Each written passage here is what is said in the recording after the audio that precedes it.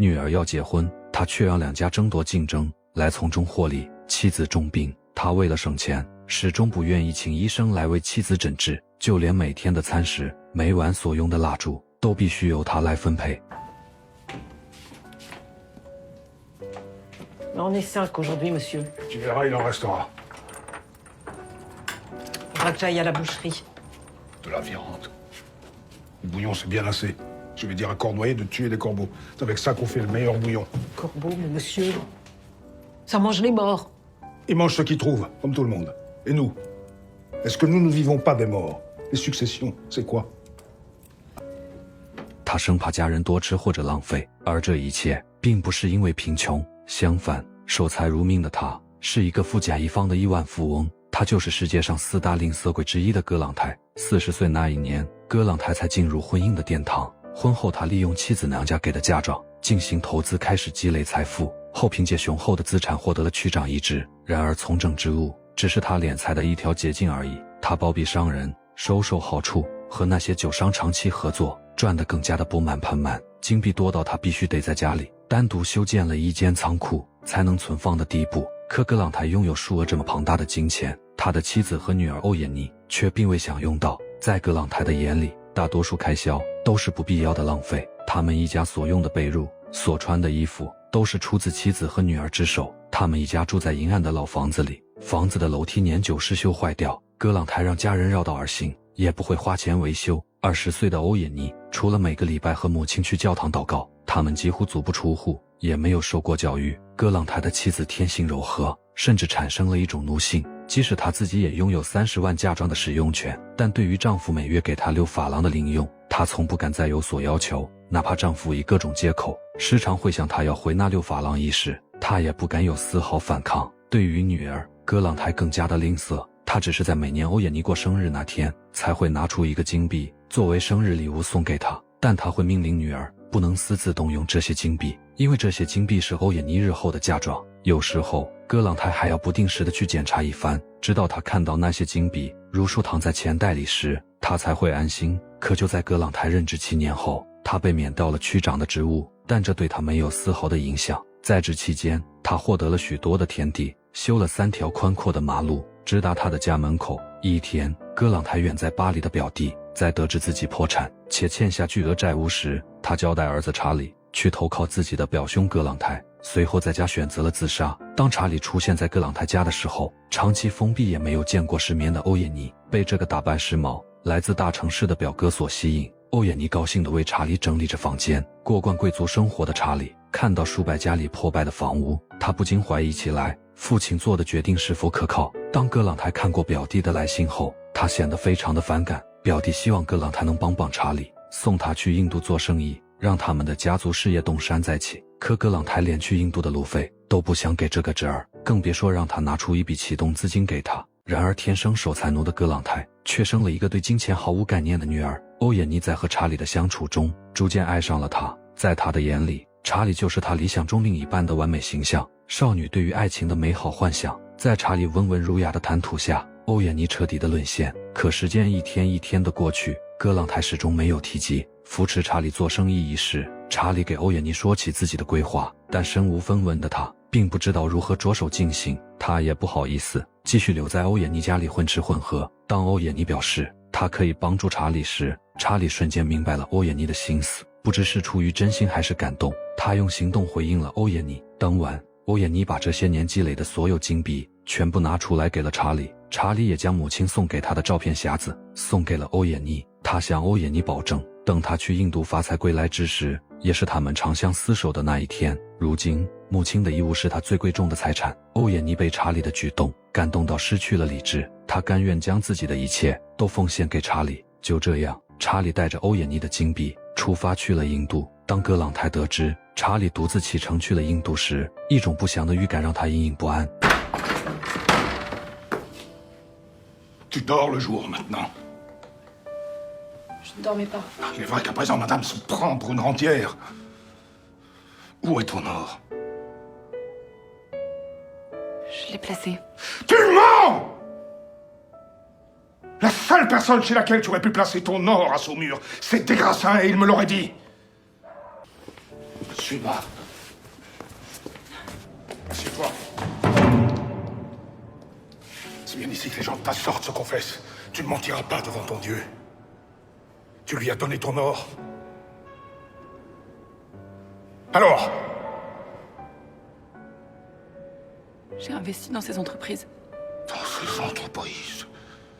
Mais que sais-tu de l'investissement, toi qui n'es qu'une femme? Toi qui as donné ton nom à ce type que tu ne reverras jamais, de l'or en échange du portrait d'une morte? Mais de quelle maladie es-tu atteinte? Tu es folle, n'est-ce pas? Tu lui as donné l'or que j'ai pris sur mon travail, année après année, à cet incapable, à cet adorateur de défunts. De l'or contre le tableau d'une femme morte en couche, et ça sous mon propre toit! Tu es une malédiction! 为了泄愤，葛朗台将欧也妮禁闭了起来。但有了对查理的思念，欧也妮并不觉得这是一种惩罚，心中有了期待，让他的生活充满了希望。由于葛朗台不停地埋怨妻子没有教育好女儿，欧也妮的母亲由于自责愧疚，病倒在了床上。但葛朗台为了省钱，他就这样让妻子一直拖着，没有去请医生的想法。直到妻子临终前，葛朗台也只是在意妻子的那一份财产会落到女儿的名下。在为妻子举行完葬礼后，他就急忙找来律师，以他的女儿不善于理财为由，逼迫欧也妮签署了一份放弃继承母亲遗产的文件。查理离开了半年之久，也没有写过一封信给欧也妮。葛朗台为此嘲笑着女儿，在女儿失去母亲最痛苦的时候，他并没有温暖的话语安慰欧也妮，在女儿失落之时，他反而恶语相加。可就在他的妻子死后的第2年，葛朗台也因为突感了一场风寒，毫无征兆地离开了人世。直到父亲去世，欧也妮才在父亲的律师那里得知自己的家产原来如此庞大，她理所应当地继承了父亲的全部遗产。一瞬间，她摇身一变成为了一个身价千万的富婆。可同时，她也在律师这里得知查理早已回到了巴黎。对于拥有遗产，欧也妮没有丝毫波澜。可当她听到这里时，她的内心混乱一片。那个承诺会回来和她厮守终身的男人，如今却对她视而不见。可欧也妮坚信查理可能有他的苦衷，她依旧坚持在等待着查理。这期间，欧也妮拒绝了许多绅士的求婚，直到7年后，欧也妮才收到了查理的第一封来信。信中查理感谢了当初欧也妮的帮助，却又细数了欧也妮的小家子气。信中查理称，当初那些金币并没有为他带去什么，如今他仍旧处在还债的困境中。为了能缓解财务状况，查理在巴黎已经和一个贵族小姐订婚，他希望欧也妮返还他母亲的遗物。虽然欧也妮的内心无比的疼痛，可她还是带上了查理当初送给她的信物，去到了巴黎。会客厅里，查理陪伴在未婚妻的身旁，直到仆人提醒他一个乡下女孩想要见他时，查理一脸不屑地猜想那个女孩一定是欧也妮。欧也妮拼尽全力守护的爱情，在查理这里只是一场交易。可精于算计的查理并不知道，眼前的欧也妮才是一个真正的隐形富豪。在欧也妮家居住的感受，查理认为葛朗台只是一个乡野穷鬼。如今父母双亡的欧也妮和他纠缠下去也只会拖累于他。Je vous ai rapporté le portrait de votre mère.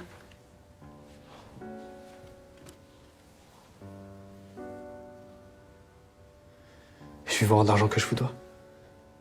C'est inutile. Ma mère est morte. Mon père aussi. Je dois tout vous expliquer. Après la mort de mon père, on me demande encore 2 millions pour tout solder. Et ne pas salir mon nom. Notre nom. Que vous avez failli à votre parole.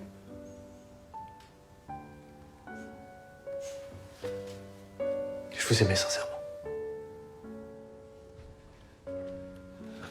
J'ai réalisé malgré moi que l'amour dans le mariage n'est qu'une chimère. Mon expérience me dit qu'on doit obéir à toute loi sociale en se mariant. Ne vous méprenez pas. Je me souviens de toutes nos promesses. Je n'ai pas oublié votre indulgence.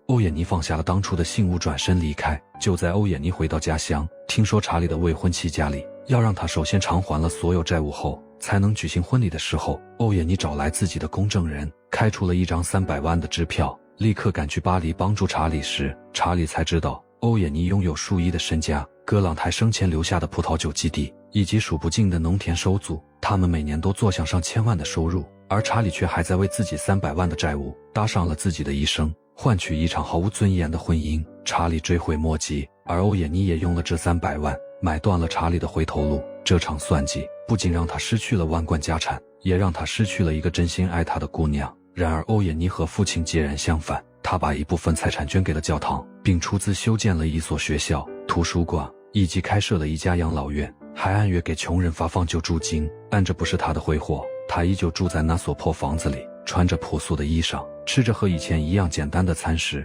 可他过得比父亲快乐。久而久之，人们从嫉妒到羡慕，而后对他无比的敬重。葛朗台和欧也妮就像一面镜子，金钱能带来富足的生活，但把金钱当作唯一的追求时，人就会变成一个丧失道德、丧失理智的金钱奴隶。葛朗台守财奴的一生，死后也不能带走分毫。查理的算计却始终没能让他发财。这篇改编自巴尔扎克、葛朗台和欧也妮的巅峰之作，希望能带给我们一些启示。